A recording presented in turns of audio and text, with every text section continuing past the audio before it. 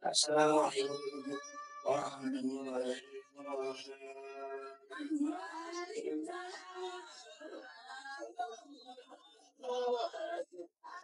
Bismillahirrahmanirrahim.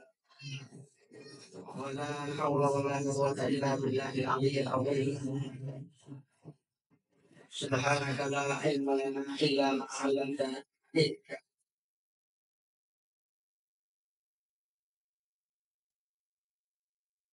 Alhamdulillah wassalatu wassalamu ala sayyidina Muhammad sayyidina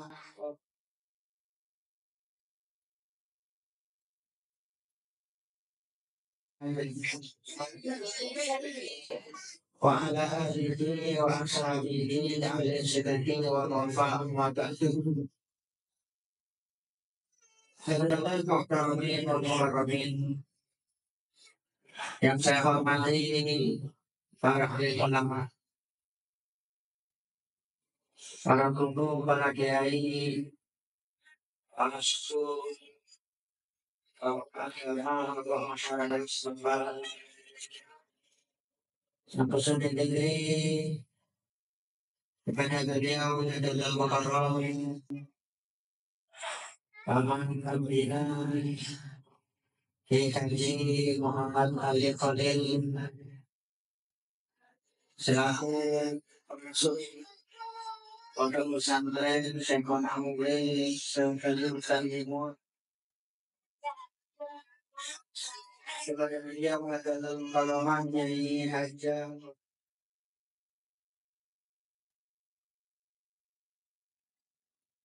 Sangga Tertai Sengkon Amugre, dan juga untuk hadir bersama kita dan pada hari ini Haji Haji Muhammad dan di pondok pesantren Al-Fadliyah Al-Nuriyah Tegangan Timur Bangkalan beserta seluruh para sepuh, para kiai, para ustaz, para ustazah. Tidak saya sebut nama satu persatu, namun tidak mengurangi rasa hormat dan rasa taklim saya kepada beliau-beliau semua yang mudah-mudahan semuanya dibacakan umur oleh Allah Subhanahu wa Ta'ala di dalam kesehatan, di dalam keafiatan, di dalam kebaikan, di dalam membimbing kita ke jalan yang dilindungi oleh Allah dan dibanggakan oleh Rasulullah Nabi Muhammad. Tahu bahwa pada segenap jajaran para ulama yang hadir, baik sipil, TNI atau Polri, mobil khusus kepada Bapak Lurah, Bapak Camat, Bapak LT, Bapak LOI, Bapak Lego, dan tentunya tanpa undang saja segenap para hadirin, para hadirat, pada saat itu sedang untuk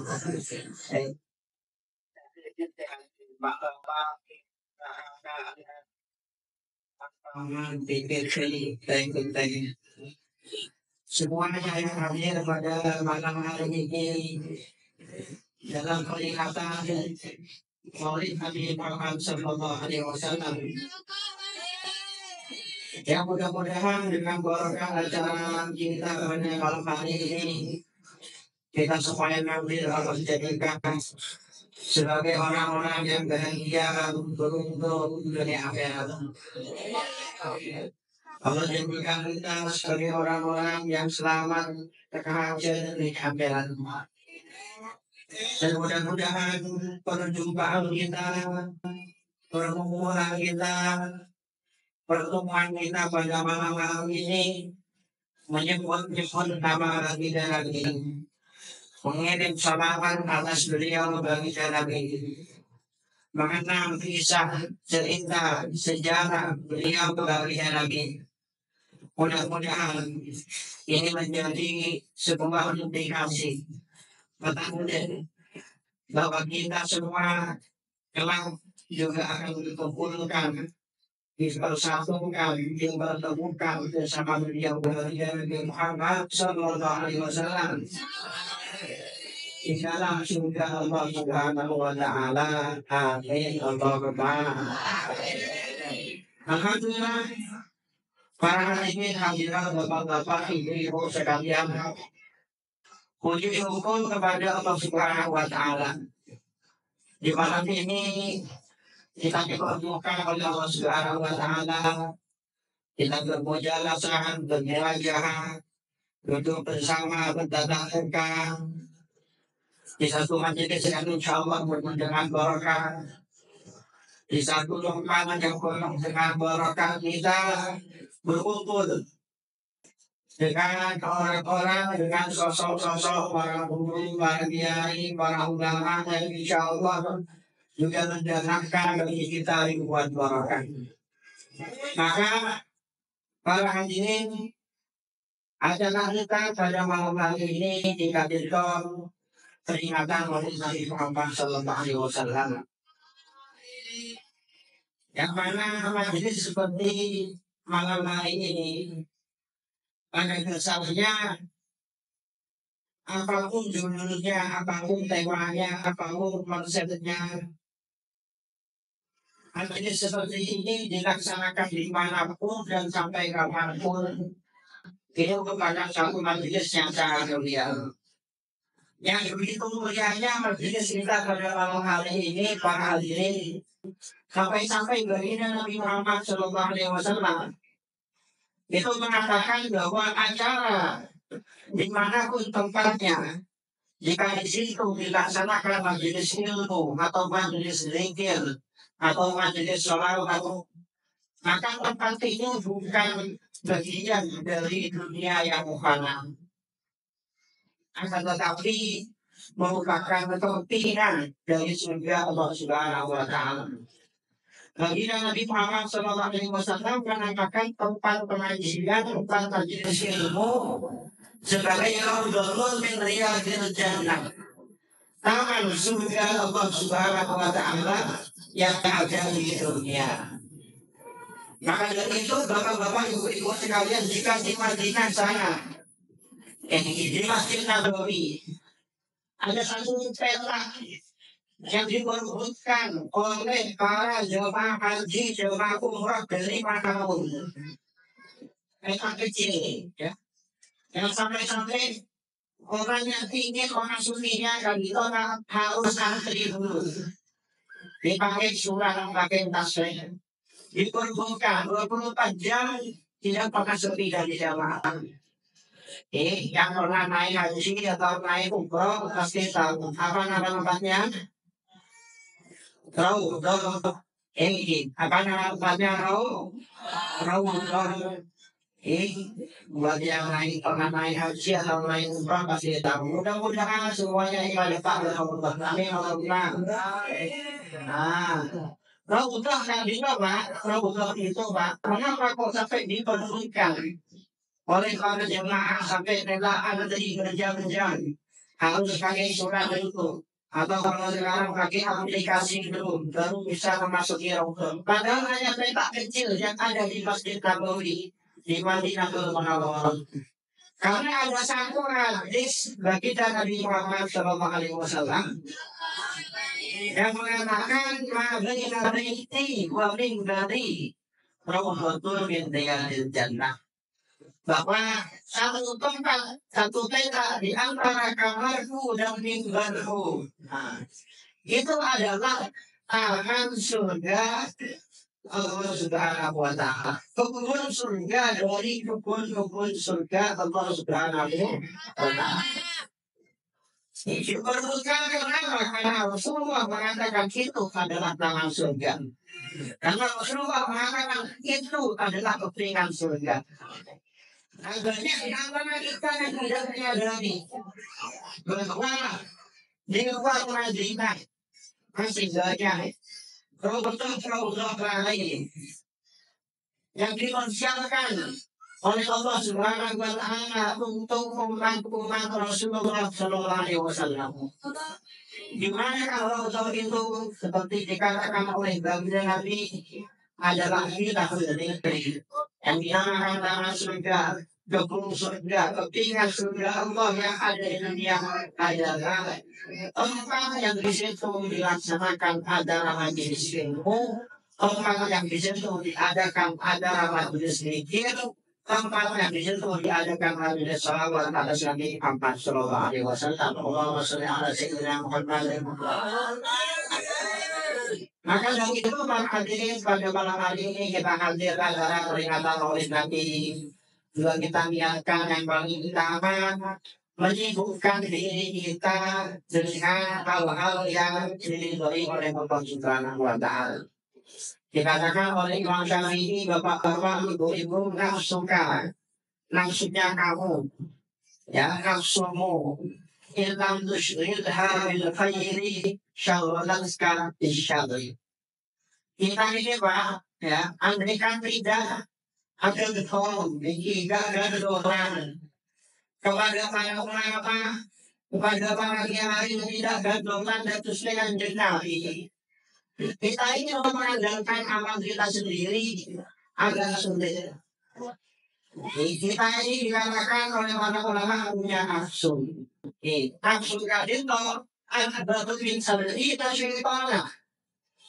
Kata para ulama lebih jahat daripada 70 setan. Karena kalau saya tanya bulan puasa pribadi kayak gini, orang yang katanya di bulan puasa setan di penjara. Ini setan kepekot di bulan puasa. Kenapa aku masih banyak orang-orang yang bermaksiat di bulan puasa? Maka apa jawabannya? Mudah sekali. Karena banyak manusia yang lebih setan daripada setan. Emang boleh setan gitu. Nggak punya nafsu. Goda nafsu ini meskipun hampir bacain apapun gak akan reda. Beda dengan goda setan. Goda setan mengajak kita untuk bermaksiat, bacakan a'udzubillahi minasyaitonirrajim, hilang. Tapi kalau goda nafsu, bacain ini Fatihah, Baqarah, Yasin, Tahlil, tak hilang-hilang. Itu godaan nafsu.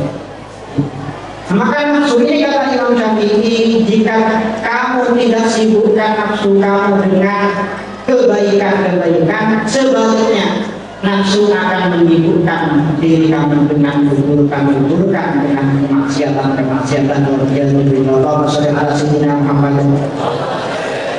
Hadirin bapak-bapak, ibu-ibu sekalian, acara peringatan Maulid Nabi Muhammad Sallallahu Alaihi Wasallam ini merupakan satu tradisi.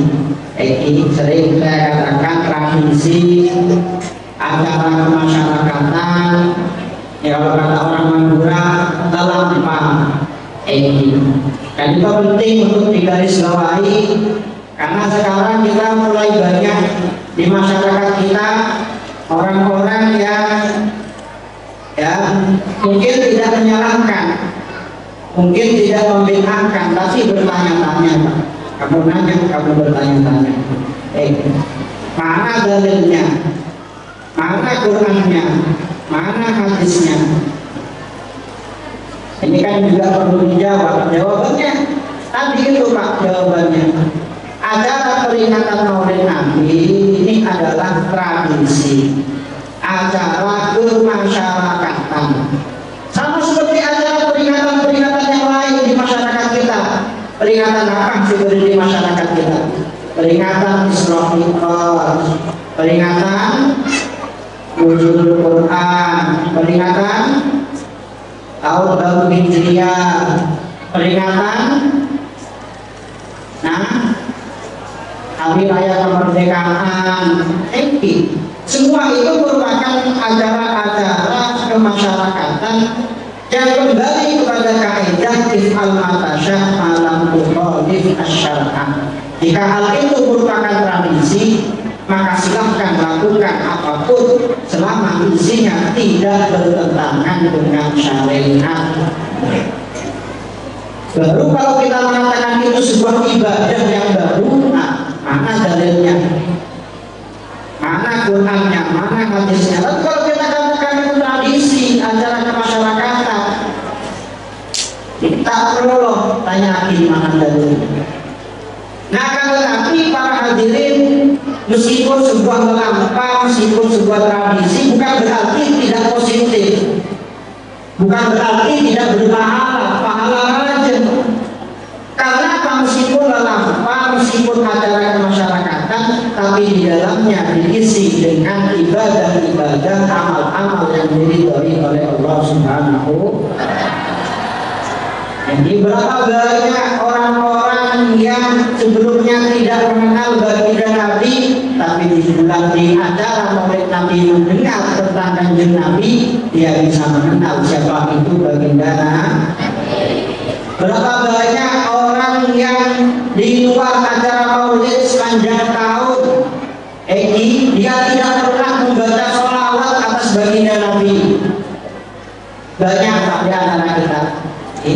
Kalau nggak acara maulid, tidak pernah pegang tasbih, tidak pernah pegang berjanji, tidak, yang ada pegang HP, pegang HP, sempat tidak baca sholawat dulu. Ada yang sempat, tapi kebanyakan tidak sama. Banyak kita akui di masyarakat kita orang-orang yang sepanjang tahun itu tidak pernah baca sholawat kecuali ketika hadir acara maulid Nabi. Nah, kalau otomatis ketika hadir acara maulid Nabi, culuknya aku bilang, mulutnya aku bilang, apa aku bilang? Ya bergerak. Fi ummi sayyidina Muhammad nurul li badril huda mutamma Allah salli ala Muhammad ya Rabbi salli alaihi wa sallim. Tapi semua jadi acara maulid Nabi ini merupakan sebuah wasilah media, ya, yang diadakan oleh para ulama kita, para kiai kita untuk mengajak para masyarakat ini minimal membaca sholawat sebanyak-banyaknya kepada baginda Nabi. Ya. Dan mereka sejak dulu menjadikan acara maulid Nabi ini, bapak-bapak, ibu-ibu, sebagai media, sebagai sekolahan, sebagai madrasah. Sekolahan apa? Madrasah apa? Madrasah yang di dalamnya kita ingin mengaji lebih banyak, lebih dalam tentang baginda Nabi Muhammad Sallallahu Alaihi Wasallam. Maka dari itu acara maulid Nabi kali itu bapak-bapak, ibu-ibu, kalau bisa jangan hanya membaca maulid saja. Karena tujuan utama acara maulid Nabi ini mengenalkan kepada masyarakat kita siapa itu kanjeng Nabi, seperti apa sosoknya, seperti apa akhlaknya, bagaimana perilakunya. Penting kita ini dalam acara maulid mengundang para ulama, mengundang para ustaz, mengundang para kiai untuk menjelaskan kepada masyarakat siapa sih baginda Nabi Muhammad Sallallahu Alaihi Wasallam. Karena realitanya seperti dikatakan oleh para guru kami, bapak-bapak, ibu-ibu sekalian, banyak masyarakat kita sekarang ini yang justru lebih mengenal para artis, para selebritis, para pemain sepak bola daripada kanjeng Nabi. Ini orang-orang kemarin malam 12, nah, buat status malam 12, I love you kanjeng Nabi, HBD kanjeng Nabi. Ada dapat setengah jam main judi slot. Banyak itu statusnya apa tadi? I love you kanjeng Nabi, HBD kanjeng Nabi. Semoga diakui umatmu Kanjeng Nabi. Setengah jam kemudian, goyang TikTok papali. Ada atau tidak yang diberi itu? Jangan ya beda. Maka dari itu penting sekali. Kita ini bapak-bapak, ibu-ibu, saya ingat kemarin saya seorang Ajaim Pondok Pesantren Salamiyah Syafi'iyah Cokolan. Beliau tadi itu menjelaskan atau kritik tentang loyalitas santri di zaman sekarang ini. Kata beliau, banyak para santri ini bertahun-tahun ngaji di pondok pesantren, tapi ketika lulus pulang ke rumahnya justru lebih mengidolakan, lebih terpengaruh, lebih mengikuti orang-orang di luar sana daripada kepada guru-gurunya sendiri. Baik, sebenarnya di antara kita ini para hadirin, ibu-ibu, bapak-bapak, orang-orang Islam yang realitanya persis seperti itu, lebih kagum kepada ketokohan orang lain daripada ketokohan baginda. Kemarin kita kedatangan beberapa minggu yang lalu di Indonesia viral Pak, kemarin kedatangan Paus. Tahu Paus sampean? Apa? Bukan cukup, bukan. Paus itu ketua ulama Kristen, itu namanya Paus, ditinggal di Vatikan. Dipuji sama netizen dan netizen, Masya Allah, Allah. Kenapa? Karena sederhana sekali anggapan, sederhana. Kenapa? Di Indonesia, berkunjung ke Indonesia, naik mobil Innova.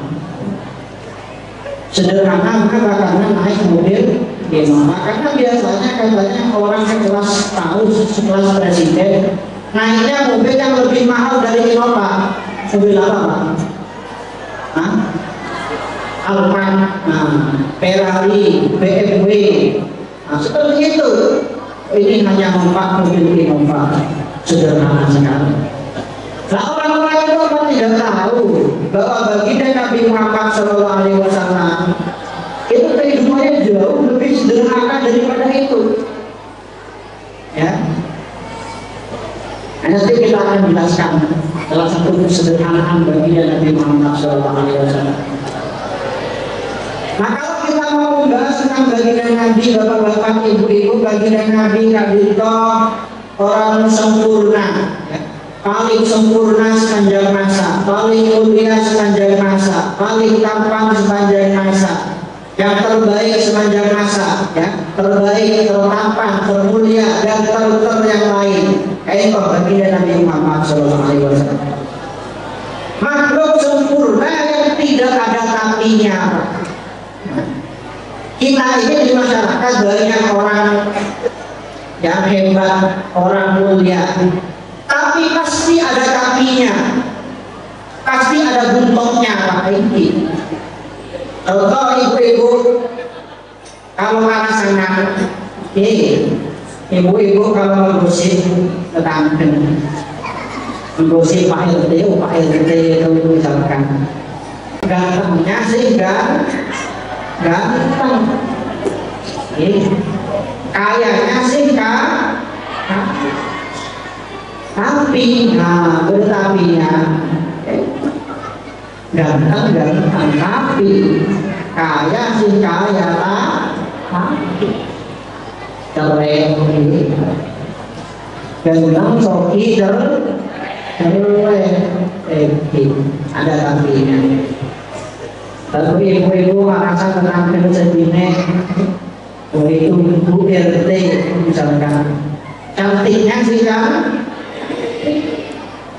glowingnya sih glow,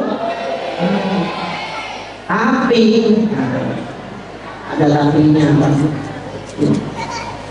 Akan tetapi baginda Nabi Muhammad SAW itu manusia sempurna, satu-satunya yang tidak ada tapinya. Apa yang dikatakan oleh Sayyidina Hasan bin Thabit radhiyallahu anhu, "Kulita bara'an min kulli aibin ka'annaka qad kulita kama tasya'u." Wahai Rasulullah, kau ini tercipta terbebas dari segala kekurangan. Mubara'an min kulli aibin ka'annaka qad kulita kama tasya'u. Seakan-akan ajunan Rasulullah, seakan-akan penjenengan Rasulullah ini tercipta sesuai dengan pesanan panjenengan, sesuai dengan request, sesuai dengan orderan. Kalau kita ada nggak di antara kita yang sebelum lahir request dulu ke Allah Subhanahu Wa Taala, ya Allah saya mau request hidung mancung kayak sarukan, bisa. Ibu-ibu saya mau lahir kaya raya, jadi saya request dengan Nabi Ahmad, Mama Kiki, nah tapi bisa. Kita ini dikatakan oleh Allah Subhanahu Wa Taala dalam Al-Quran, "Walladzi yusawwirukum fil arham kaifa yasha." Bentuk hidung kita, bentuk mata kita, bentuk wajah kita itu sesuai dengan kehendak Allah Subhanahu. Akan tetapi baginda Nabi Muhammad SAW begitu sempurnanya wajah beliau, saking sempurnanya mata beliau, saking sempurnanya hidung beliau, saking sempurnanya fisik baginda Nabi Muhammad SAW. Seakan-akan baginda Nabi ini tercipta sesuai dengan kehendak beliau. Allahumma sholli ala sayyidina Muhammad. Maka dari itu jika ditanya siapakah Nabi yang paling tampan di dunia ini, maka jawabannya adalah Nabi Muhammad. Thank you. Banyak yang salah paham mengatakan Nabi Yusuf, bukan. Dikatakan oleh para ulama ketampanan Nabi Yusuf itu hanya sepertiga dari ketampanan Nabi Muhammad SAW. Akan tetapi kenapa kok tidak pernah terjadi kejadian wanita yang memotong jari karena terpesona dengan ketampanan Nabi Yusuf, ya, seperti yang terjadi kepada Nabi Yusuf, yaitu karena ketampanan Nabi Muhammad disertai dengan al-haibah wal jalal, disertai dengan kewibawaan yang sangat luar biasa. Ini yang menyebabkan meskipun jauh lebih tampan daripada Nabi Yusuf, Nabi Muhammad tidak pernah membuat orang lain itu terfitnah seperti yang terjadi kepada Nabi Yusuf alaihissalam. Allahumma sholli ala sayyidina Muhammad. Apabila Nabi Muhammad SAW ini saking sempurnanya baginda Nabi, mulai dari tadi wajahnya, fisiknya, tubuhnya, sampai-sampai hal yang jika dinisbatkan kepada kita bapak-bapak ibu-ibu itu adalah sebuah kekurangan. Itu jika dinisbatkan kepada Rasulullah SAW adalah kesempurnaan. Contoh, ini kan panas. Allah ini Allah. Apa Allah ini bahasa Indonesia? Keringat. Nah, keringat ini bagi kita, ya, sebuah hal yang mulia atau sebuah hal yang hina sebenarnya? Sebuah hal yang kotor kan, keringat kan? Iya. Kemudian kita kalau makin banyak keringat, nah, makin bau atau makin wangi? Mungkin apa kayak apa yang panas ini? Ambil semua lawan dia ini. Tapi para hadirin jika dinisbatkan kepada Rasulullah SAW, keringat ini justru menjadi kesempurnaan. Suatu ketika baginda Nabi ini pernah menghadiri rumah seorang sahabat, ya, acara seorang sahabat, anaknya menikah. Anak gadisnya menikah. Nah, baginda Nabi ini kan orang sederhana, tidak punya apa-apa kemudian Nabi fakir Nabi itu, tapi fakirnya ikhtiari bukan ikhtiari, pilihan beliau sendiri bukan karena terpaksa. Nah ketika itu baginda Nabi ingin memberikan sesuatu untuk pengantin baru ini, tapi beliau tidak punya apa-apa untuk diberi. Akhirnya baginda Nabi berkata kepada ayahnya pengantin ini, Pak, punya botol, ada Rasulullah, ini saya mau pinjam botolnya, kasih kepada Rasulullah botolnya. Nah botol itu oleh Rasulullah SAW diisi oleh keringat beliau. Ketika diisi oleh keringat beliau, mendikasih kepada ayah pengantin ini, Pak, ini nanti ketika sudah hari manten, lumurkan isi botol ini kepada pengantin, kedua pengantin sebagai minyak wangi, sebagai parfum. Oh siap Rasulullah. Dilaksanakan ketika hari H, ibu-ibu, ini isi botol yang berisi keringat Rasulullah SAW itu dilumurkan kepada pengantin kedua pengantin ini. Itu Masya Allah, di hari itu rumah itu dengan barokah keringatnya Rasulullah itu menjadi harum wangi luar biasa. Bahkan bukan hanya pada hari itu saja, 1 minggu kemudian aroma wanginya masih bertahan. Ya. 1 bulan kemudian aroma wanginya masih ada. 1 tahun kemudian, bahkan bertahun-tahun kemudian wanginya masih ada. Sampai-sampai rumah itu di kalangan orang-orang Madinah terkenal sebagai Baitul Mutayyibin, atau rumahnya orang-orang yang wangi, rumahnya orang-orang yang harum, barokah keringat dari baginda Nabi Muhammad Sallallahu Alaihi Wasallam.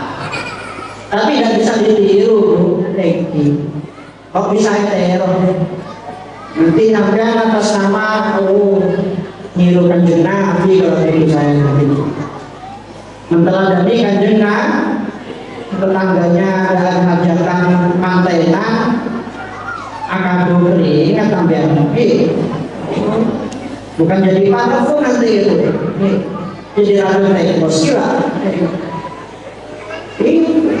Bahkan dulu anak-anak di Madinah, jika di jalan, di tengah jalan mereka bertemu, mereka bersalaman, mencium tangan baginda Nabi Muhammad SAW, mereka pulang ke rumah, orang tua mereka akan tahu ini anak saya baru saja salaman sama Rasulullah. Mengapa? Karena wangi yang menempel pada anak tersebut.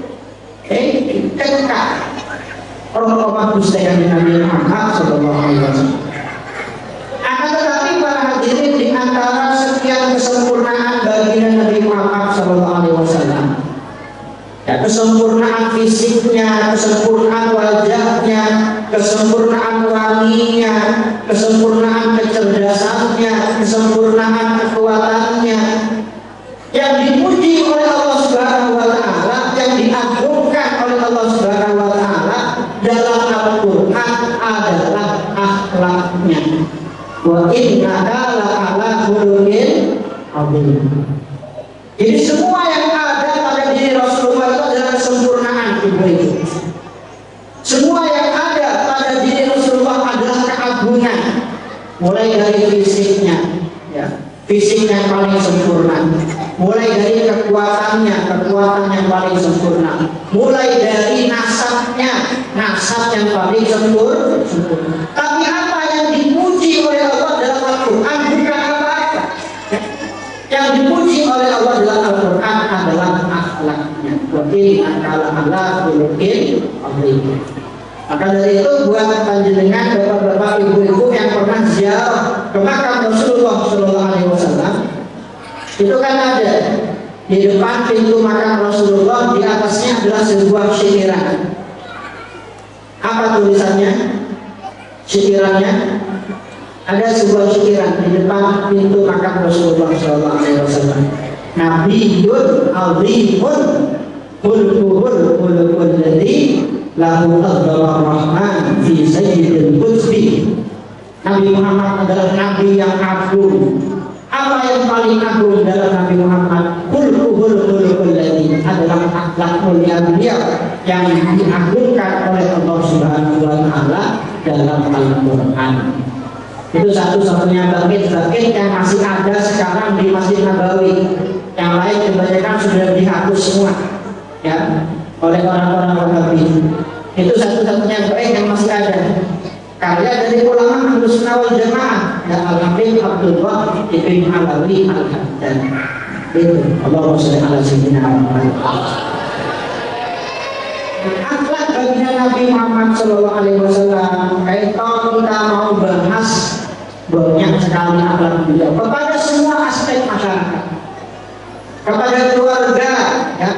Bagaimana Siti Aisyah pernah ditanya bapak-bapak, ibu-ibu, ini ada kaitannya tadi dengan kesederhanaan baginda Nabi Muhammad SAW. Siti Aisyah pernah ditanya, "Madzza kana ya'malu Rasulullah sallallahu alaihi wasallam fi baiti?" Para sahabat penasaran. Baginda Nabi ini kan manusia termulia sepanjang masa, manusia yang paling dekat dan paling dicintai oleh Allah Subhanahu wa taala. Kira-kira apa yang dilakukan Rasulullah ketika beliau ada di rumah? Mungkin ada di bayangan kita, bapak-bapak, ibu-ibu, baginda Nabi ini kalau di rumah pasti kerjaannya zikir terus tabang dulu, tak ya, ada yang membayangkan Rasulullah ini kalau di rumah sholat terus sampai 1000 rakaat, sampai 2000 rakaat, sampai 3000 rakaat. Dan itu wajar, maklum. Jika itu yang ada dalam pikiran kita, itu maklum. Kenapa? Karena beliau, ya, orang yang paling dekat kepada Allah, orang yang dicintai oleh Allah, yang paling dicintai oleh Allah, nomor satu, ya.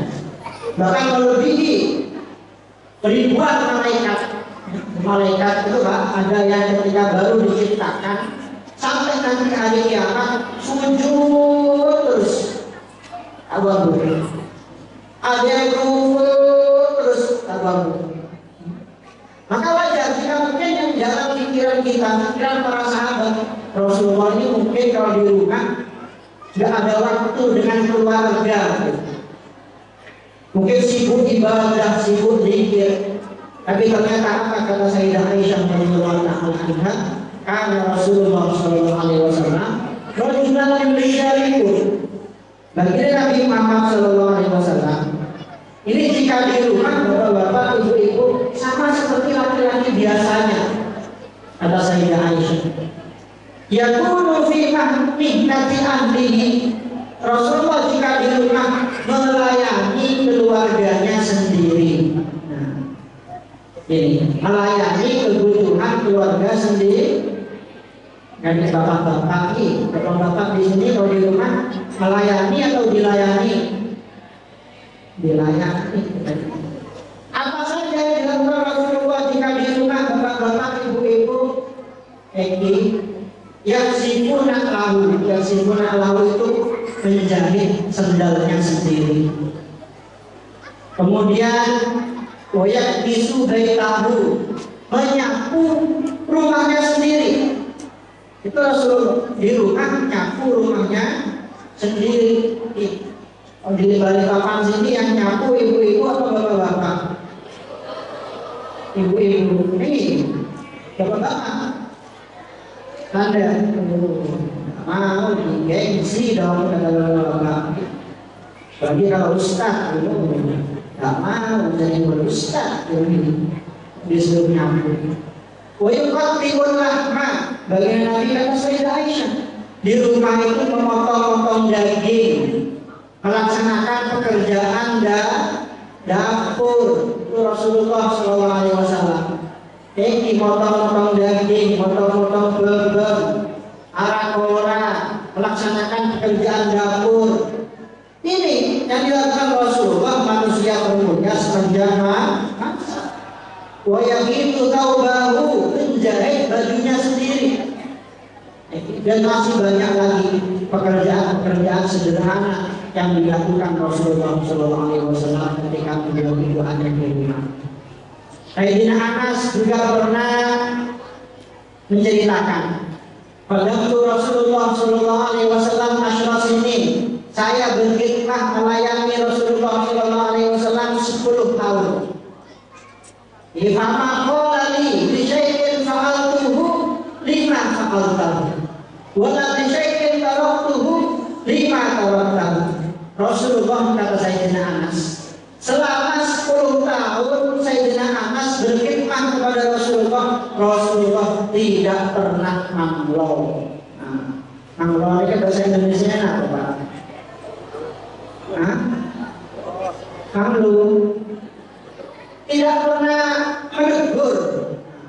10 tahun saya berkhidmah pada Kanjeng Nabi, Rasulullah tidak pernah menegur, tidak pernah Rasulullah berkata kepada sesuatu yang saya lakukan, mengapa kamu lakukan itu? Dan tidak pernah Rasulullah berkata, mengomentari kepada sesuatu yang tidak saya lakukan, mengapa tidak kamu lakukan itu? 10 tahun Pak. Banyak di antara kita ya, selama sehari saja makhluknya sudah 100 kali. Wa idza amani ahadun min ahlihi qala da'uhu fa innahu law qaddara syai'an kan. Dan ketika ada salah satu istri beliau yang menegur saya, yang menyalahkan saya atas sesuatu yang saya lakukan atau yang saya tinggalkan, maka Rasulullah akan berkata kepada istrinya tersebut, dahulu ya biarkan, ya, biarkan, jangan dimarahi, jangan disalahkan, tidak dikirim. Sesuatu itu kata Rasulullah, jika sudah dijatuhkan oleh Allah Subhanahu Wa Taala, maka pasti akan terjadi. Sesuatu jika sudah ditakdirkan oleh Allah Subhanahu Wa Taala, pasti akan terjadi. Ini mengajarkan kepada kita Bapak Ibu ini satu pelajaran penting. Rasulullah mengajarkan kepada kita untuk adabul ikhtilaf, tidak menentang sesuatu yang telah dijatuhkan oleh Allah Subhanahu wa Ta'ala. Karena kita di zaman sekarang ya Pak, ada satu penyakit yang lagi viral. Penyakit apa? Bukan penyakit gigi, bukan penyakit jantung, bukan. Penyakit stres, stres, depresi, gila, minyak. Apa penyebabnya? Banyak di antara kita itu menggantungkan harapan pada sesuatu yang telah terjadi. Sesuatu sudah terjadi, tapi dia masih suka berandai-andai. Andai saja begini, andai saja begitu. Dan Rasulullah SAW, Sayyidina Anas, bagaimana Sayyidina Anas itu berkata, selama 10 tahun saya merasakan sendiri indahnya akhlak baginda Nabi Muhammad SAW. Dan Rasulullah SAW itu pernah berpesan kepada Sayyidina Anas. Sayyidina Anas ini Pak, Khodim itu melayani kebutuhan Rasulullah selama 10 tahun. Mulai beliau usia 10 sampai usia 20 tahun. Tapi meskipun ketika hidup bersama Rasulullah beliau masih kecil, tapi cintanya pada Rasulullah itu luar biasa sekali. Tapi sampai Sayyidina Anas suatu ketika pernah bercerita, da'a Rasulullah SAW ila ta'amin. Suatu ketika Rasulullah itu pernah diundang oleh tukang jahit. Orang sederhana, orang miskin yang diundang. Tapi Rasulullah itu Pak, kalau diundang oleh orang miskin semangat. Bahkan lebih semangat daripada diundang oleh orang kaya. Ila da'abul miskin ajabahu ijabatan mu'ajjalah. Dari orang yang balik apa lagi? Kali undang orang kaya, orang balik teman kalau di sana di Bangkalan lah. Kalau yang undang orang kaya pengusaha haji, ini ada kameranya. haji, kalau maulid berkatnya itu beras 10 kilo satu orang. Itu ada maulidnya jam 7, jam 5 orang-orang udah full gitu. Lebih baik hari soki. Tapi kalau ada orang miskin, acaranya jam 7, jam 9 itu masih sepi rumahnya. Insya Allah. Tapi Rasulullah tidak seperti itu. Rasulullah tidak pernah pilih-pilih, bahkan ila da'amul miskin ajabahu ijabatan mu'ajjal. Kalau dia orang miskin semangat, Rasulullah itu hadir. Kemudian kalau saya tidak akan pada waktu itu, saya itu melihat Rasulullah membuat satu persatu buah labu yang ada di piring. Karena hidangannya bukan daging, hidangannya bukan nasi goreng, bukan soto, bukan rawon, labu. Hidangannya sup labu. Lalu Rasulullah dimakan satu-satu. Itu dari itu. Apa kata Sayyidina Anas? Kalau azal uhibbu duba'a mundu dzalikal yaum. Saya ini tidak pernah menyukai buah labu. Tapi mulai saat itu ketika saya melihat dengan mata kepala saya sendiri Rasulullah SAW menyukai buah labu, mulai saat itu saya juga menyukai buah labu. Masya Allah. Para sahabat ini saking cintanya kepada baginda Nabi sampai mempengaruhi selera makan mereka. Kita nggak ada. Suami saking sayangnya sama istri, ya, istrinya suka sate, dia juga suka sate. Tidak gitu. Tapi para sahabat, ya, begitu cintanya mereka kepada kanjeng Nabi sampai mempengaruhi selera makan mereka. Itu juga sesuai dengan selera makan kanjeng Nabi. Nah, Rasulullah pernah berpesan kepada Sayyidina Anas, ya. Mudah-mudahan pesan ini bisa kita amalkan, oleh-oleh dari peringatan Maulid Nabi pada malam hari ini. Ya bunayya, wahai anak kecilku, kata Rasulullah, idza stata'ta, jika kamu mampu, antus biha au antunsia, ya, memasuki waktu pagi atau memasuki waktu malam, walaisa fi qalbika bisyun li ahad fa'al. Ya, sedangkan dalam hatimu tidak ada rasa benci kepada siapapun, gak punya rasa dengki kepada siapapun, ya, gak punya rasa jengkel kepada siapapun, fa'al, maka lakukanlah. Ya. Karena itu mempunyai hati yang tidak punya rasa benci kepada siapapun, tidak punya rasa dengki kepada siapapun. Fa'inna dzalika min sunnati, itu kata Rasulullah adalah ajaranku. Itu adalah sunnahku. Wa man ahya sunnati faqad ahabbani. Siapa yang menghidupkan sunnahku, menghidupkan ajaranku, sungguh dia telah mencintaiku. Wa man ahabbani kana ma'i fil jannah. Orang yang sungguh mencintaiku, dia telah akan bersama di surgaku. Amin Allahumma. Itu baginda Nabi Muhammad SAW. Jadi maka dari itu hari perayaan Maulid Nabi Muhammad SAW ini kita menjadikan momentum untuk mengenal lebih dekat siapa Rasulullah SAW. Karena tak ngiri maka tak kenal, tak kenal maka tak sayang, tak sayang maka kita tidak akan pernah punya motivasi, termotivasi, tidak akan pernah tergerak untuk meneladani baginda Nabi Muhammad SAW.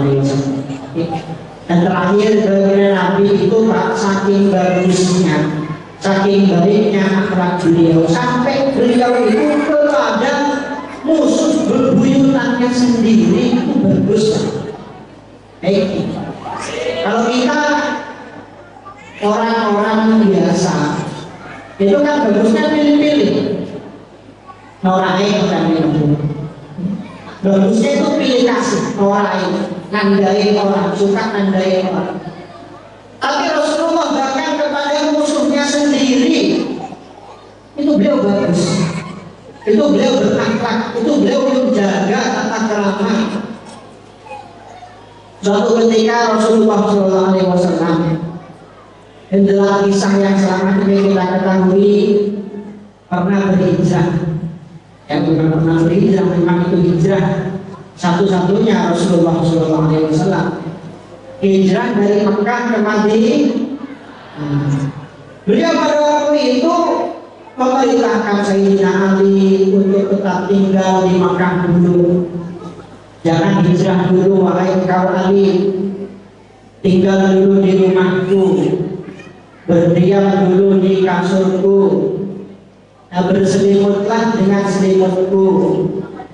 Nah, itu selama ini yang kita ketahui adalah bagian dari strategi Rasulullah SAW untuk mengelabui orang-orang Quraisy.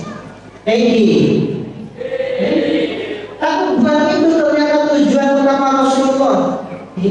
Tujuan utama Kanjeng Nabi Muhammad SAW memerintahkan Sayyidina Ali untuk tetap tinggal itu apa?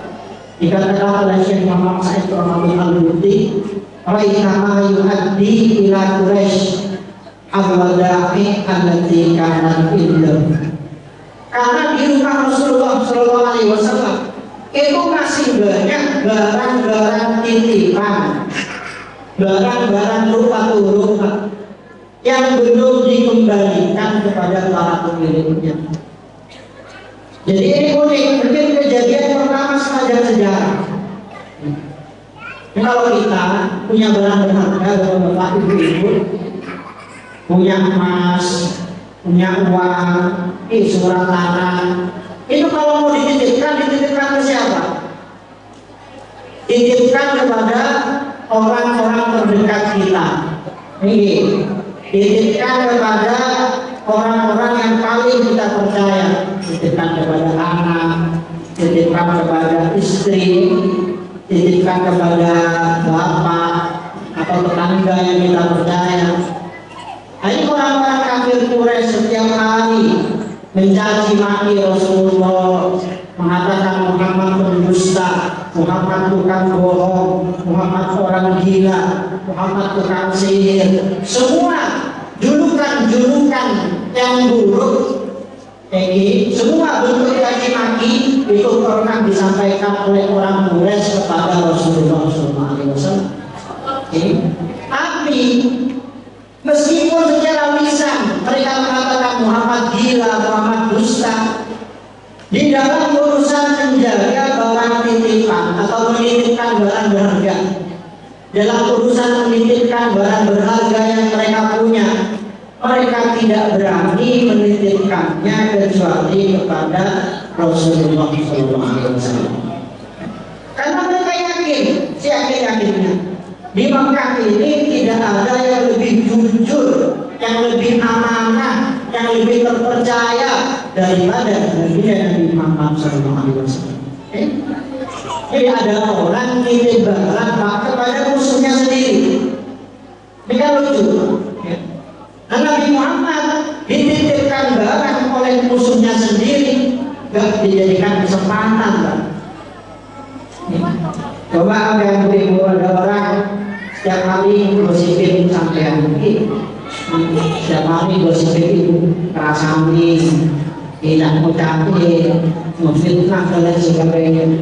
Suatu ketika dia nitip barang, nitip sepeda, enggak, bu nitip sepeda motor.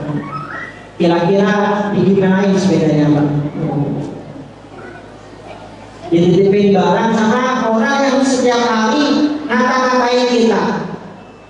Oh, kalau saya tak masukin sopir-sopir itu, Pak.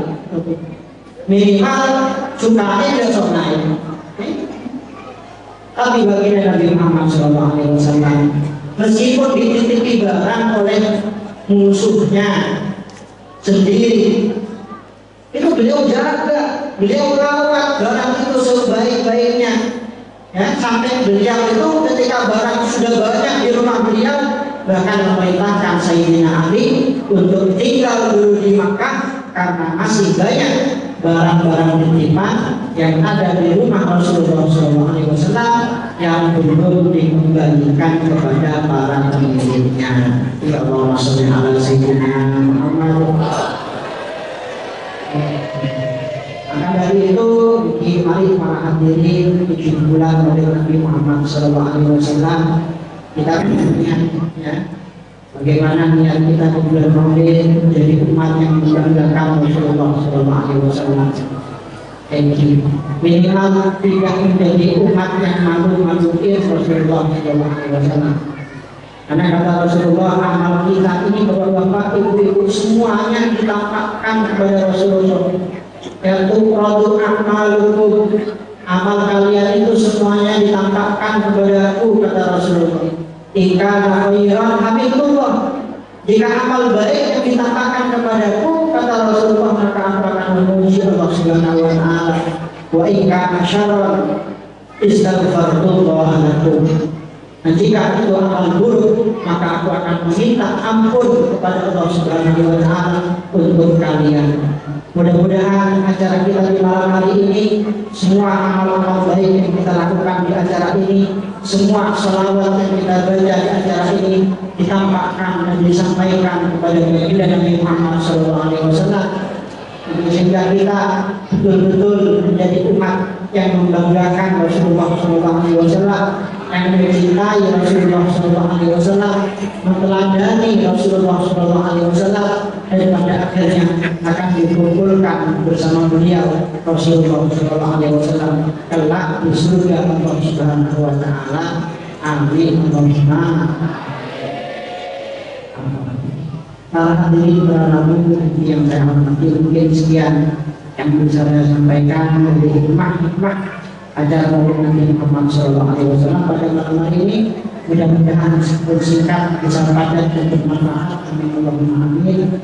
Kurang lebih mohon maaf jika ada salah-salah dalam bentuk kata, dalam sikap, kepada para kiai, kepada para ulama, kepada para sepuh. Bahan dan ini adalah yang Wassalamualaikum warahmatullahi wabarakatuh.